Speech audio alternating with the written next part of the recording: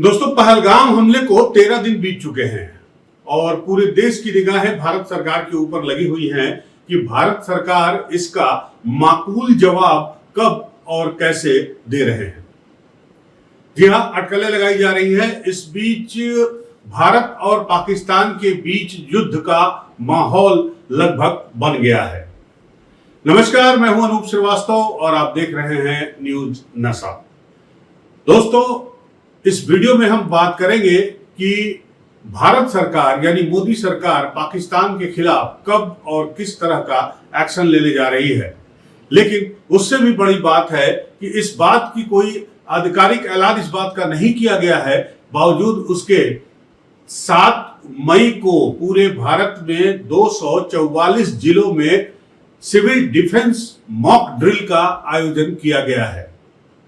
आपको बता दें आपकी जानकारी के लिए कि ये आयोजन 54 साल के बाद किया गया है। जी हां, 1971 में जब भारत पाकिस्तान के बीच युद्ध हुआ था और बांग्लादेश का जन्म हुआ था, आखिरी जो मॉक ड्रिल सिविल डिफेंस की हुई थी वो उस वक्त हुई थी।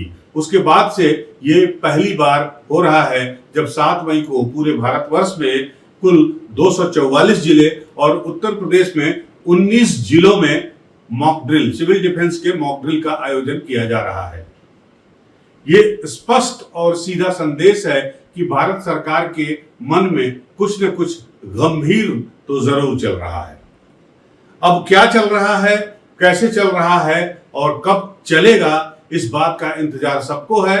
लेकिन मॉक ड्रिल हो रहा है। अब से कुछ घंटों के बाद पूरे 244 जिलों में भारत के ये मॉक ड्रिल शुरू हो जाएगा और ये मॉक ड्रिल क्या होता है इसके बारे में हम बताएंगे आपको इस वीडियो में। और साथ ही साथ हम ये भी बताएंगे कि भारत और पाकिस्तान के युद्ध की संभावनाएं, एक ट्रेडिशनल वार जो होती है जिस तरह से यूक्रेन और रूस में चल रही है, क्या उस तरह का युद्ध होने वाला है भारत और पाकिस्तान में, और क्या भारत सरकार इस मॉक ड्रिल के जरिए, इस सिविल डिफेंस मॉक ड्रिल के जरिए ये मैसेज दे रही है कि आने वाले दिनों में भारत और पाकिस्तान के बीच कन्वेंशनल वार जो है वो क्या शुरू होने वाला है।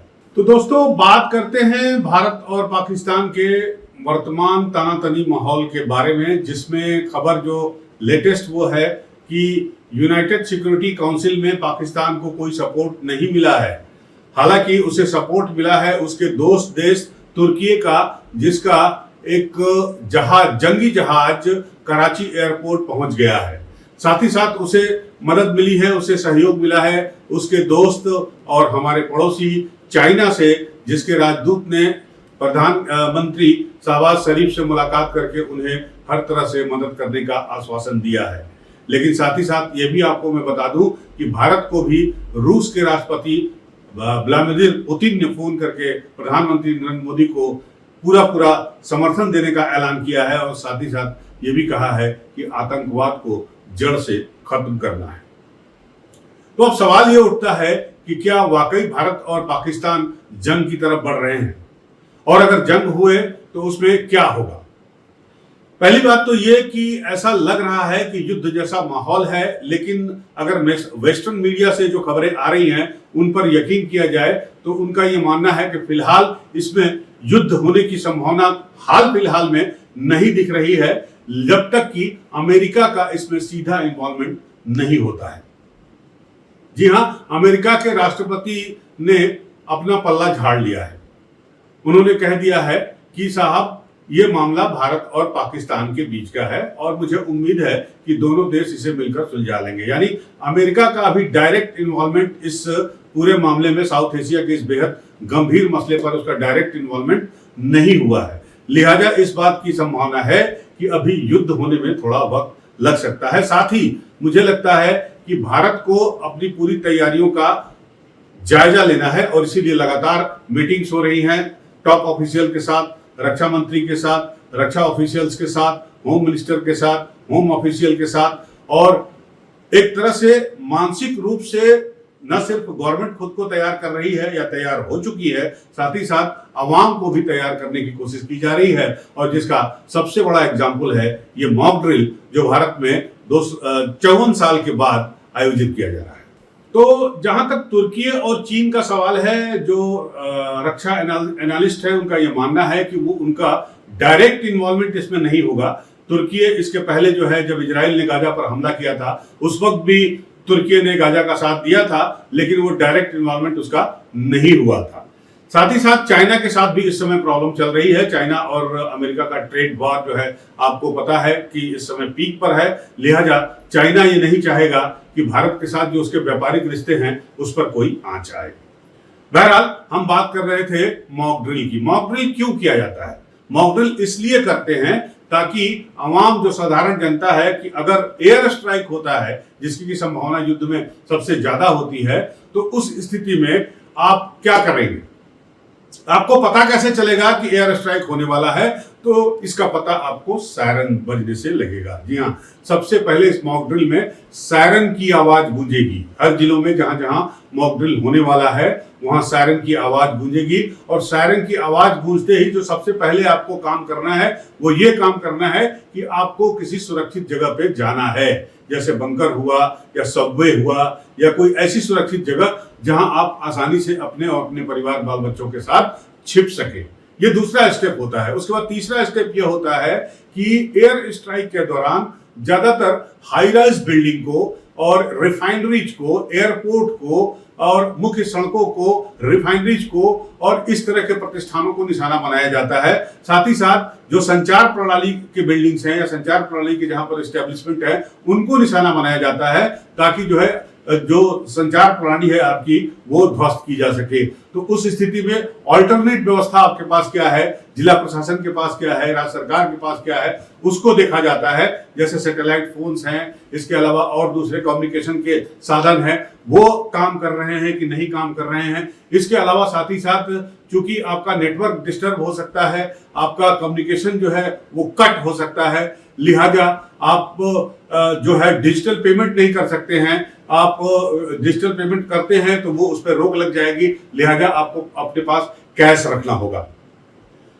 इसके अलावा अगर खुदा न खास्ता दुश्मन का जहाज अगर बम गिरा देता है या अटैक कर देता है, इस हमले में अगर कोई सिविलियन घायल होता है तो इमीडिएट उसको किस तरह से जो है पास के हॉस्पिटल में, डिस्ट्रिक्ट हॉस्पिटल में, प्राइवेट हॉस्पिटल में या सीएचसी पीएचसी पर उसको ले जाया जा सकता है। उसको उस जो है ट्रांसपोर्टेशन की सुविधा क्या है और किस तरह से जो है उसको क्विक रिस्पांस टीम के जरिए तुरंत जो है मेडिकल हेल्प पहुंचाया जाए, इस बात का भी कवायद की जाएगी। साथ ही साथ जो सबसे इंपॉर्टेंट है वो है ब्लैकआउट।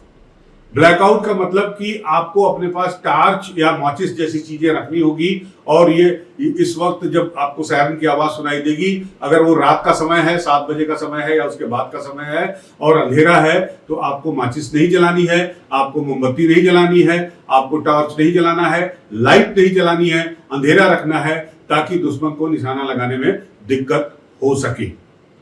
टार्च अपने पास इसलिए रखना है कि जहां आप छुपने की जगह पे जाएंगे वहां आपको अगर जरूरत पड़ती है और आपको लगता है कि आपकी रोशनी जो है वो बाहर नहीं जाएगी, तो आप उस रोशनी का इस्तेमाल कर सकते हैं। 1965 में, 1971 में इस तरह के जो है युद्धाभ्यास या इस तरह के मॉक ड्रिल जो है वो किए गए थे, और यही काम कल किया जाएगा।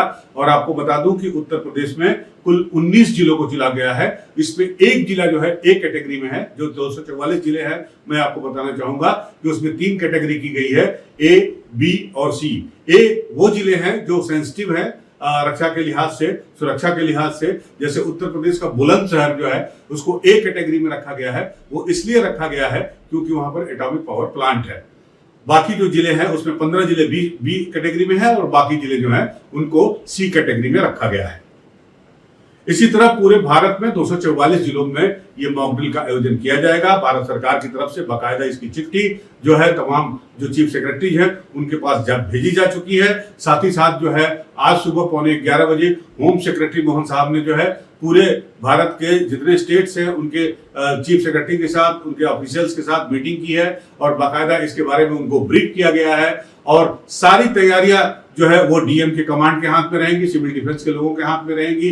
डीएम डिसाइड करेंगे कि किस जगह पर करना है। अपने अपने जिलों में डीएम अपनी अपनी सुविधाओं के हिसाब से ये मॉक ड्रिल करेंगे। और उम्मीद करते हैं कि जो जनता है, जो आप लोग हैं, अवाम है, इस मॉक ड्रिल में पूरा अपने जिला प्रशासन का सहयोग करेंगे, क्योंकि ये एक बहुत ही जरूरी स्टेप है किसी भी युद्ध की स्थिति में या उसके शुरू होने के पहले।